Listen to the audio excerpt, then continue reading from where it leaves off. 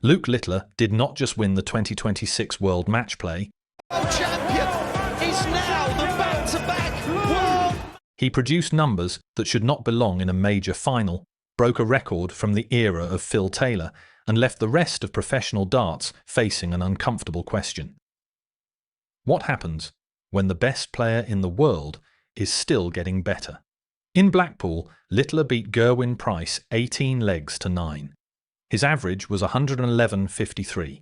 He hit 12 maximums and 6 ton-plus finishes. That would be extraordinary as a single performance. But it was And there's another 148 this time. only the final act of a week in which every round seemed to raise the ceiling. And that is why saying Littler is simply in form misses the point. Form comes and goes. This looked more like the sport itself being forced to adjust to a new standard. To understand what made the week so disturbing for his rivals, start at the beginning. Littler opened his tournament with an average above 109 against Nico Springer. In the next round against Nathan Aspinall, he went even higher. He averaged around 113 and opened the match with a 9-darter. Not near the end, when both players had settled. Not after a few loose visits. In the first leg. Most players spend an entire career hoping to produce one perfect televised leg. Littler walked onto one of the most demanding stages in darts and produced perfection before the match had even developed a rhythm. Then came Josh Rock, another average above 109. Another opponent pushed backwards by a level of scoring that gave him almost no room to breathe. By the time Littler reached the final against Price, this was no longer a hot match or a lucky section of the draw. It was a pattern.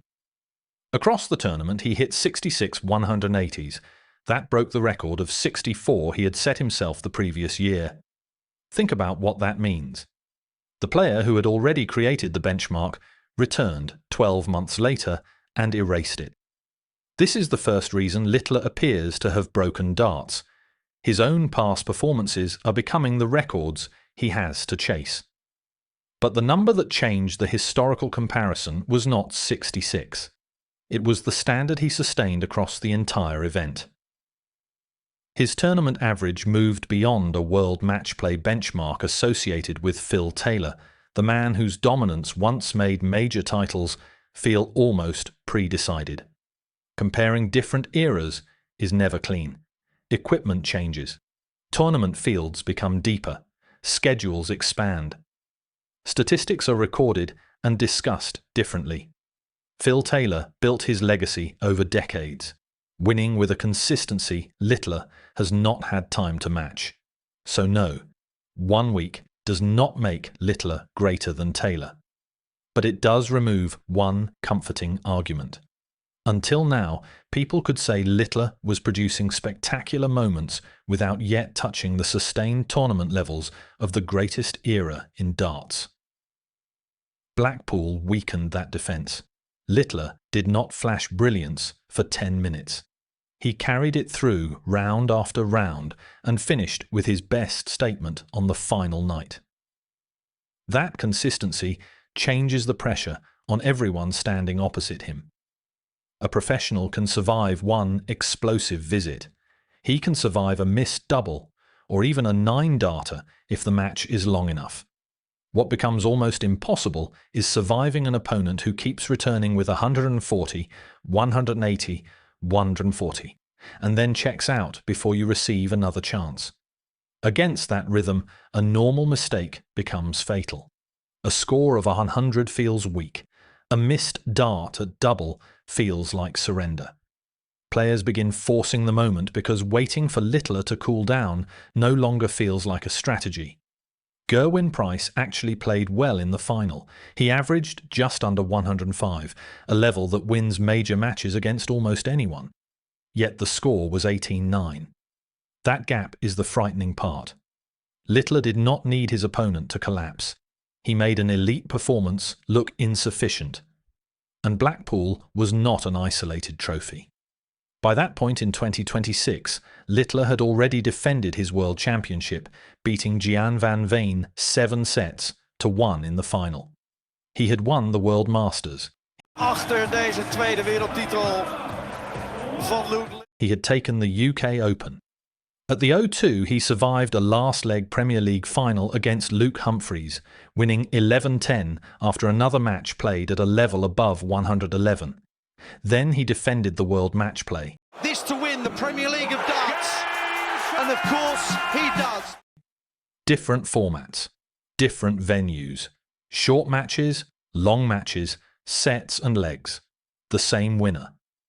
That removes another explanation people often use for dominant players. Littler is not succeeding because one format perfectly suits him. He has been winning when the conditions change. Yet there is an important correction. He is not unbeatable. Luke Humphries proved that in New York, defeating him 8-7 in the US Darts Masters final. Humphries has the scoring... Wins! That is amazing. That wins the US... experience and calmness to stay close enough that one missed double can decide everything. Gerwyn Price can still produce stretches of aggression and power that disrupt a match. Gian van Veen represents the younger generation that may continue improving alongside Littler rather than simply chasing him. Those counterexamples matter because dominance is not the same as certainty. Darts is too precise for certainty. One wire, one bounce out, or one missed double can reverse an entire night. But an upset is different from a rivalry. To create a true rivalry, someone must repeatedly meet Littler at the end of major tournaments and take titles away from him. Not once. Not during an exhibition. Repeatedly under the brightest lights. Right now, Humphries is the clearest candidate. Their Premier League final showed why. Littler moved within one leg of victory, but Humphries refused to disappear. He forced the match into a decider and made Littler win it under maximum pressure. That is the competitive relationship darts needs. Not someone hoping Littler plays badly, but someone capable of staying with him when he plays well. The problem is that Littler appears to be improving faster than the solutions being designed to stop him. His scoring receives most of the attention, but scoring alone does not explain the trophies. Plenty of players can produce a huge average for 6 or 7 legs. Littler combines scoring with unusual recovery speed. A poor visit rarely becomes a poor spell. A missed chance does not automatically contaminate the next leg. He resets before his opponent can turn relief into control.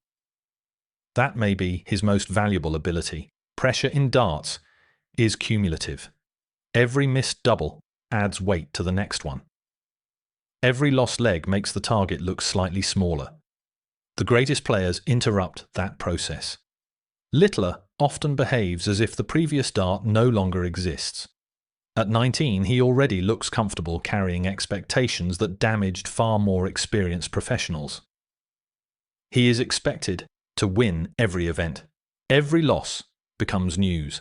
Every average is compared with his last record. And still, when the stage grows larger, his level often rises with it. This is where the phrase, "he has broken darts," becomes more than exaggeration. Littler has broken the normal timeline. Young players are supposed to arrive, learn, lose, adjust, and eventually challenge for majors. He arrived and immediately changed who the favourites were. He has broken the normal meaning of a great performance. An average above 105 used to sound like control.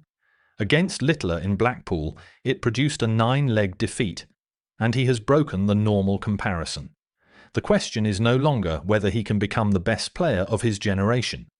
The question is how quickly his current pace can place him beside the most successful player in the history of the sport. That does not mean Taylor's career totals are about to disappear. They remain enormous. Longevity is not a statistic Littler can accelerate. He still has to survive changing motivation, technical problems, hostile crowds, new rivals, and years in which nothing feels automatic. Talent can win a season. A legacy has to survive a decade, but 2026 has shown that the pathway exists. Littler has already won across formats, defended the biggest titles, and produced tournament numbers once used to describe the absolute ceiling of darts. The remaining majors will now test something different. Not whether Littler is good enough to win them, he clearly is. The test is whether anyone can stop a clean sweep when the entire field knows exactly what is coming, because that is the final change he has created. Littler is no longer surprising professional darts. Professional darts has had time to study him. His opponents know the scoring patterns, the preferred finishes, the pace and the pressure. They have film, statistics, and personal experience. And he is still moving further ahead. So did Luke Littler break darts? Not because he made the sport less competitive. Not because every future title is guaranteed. He broke it because he changed the numbers required to feel safe. He turned elite averages into losing performances, his own records into temporary targets, and comparisons with Phil Taylor from distant speculation into a question the sport has to take seriously. The dartboard has not changed. The distance to it has not changed. But after Blackpool, the standard needed to rule it has.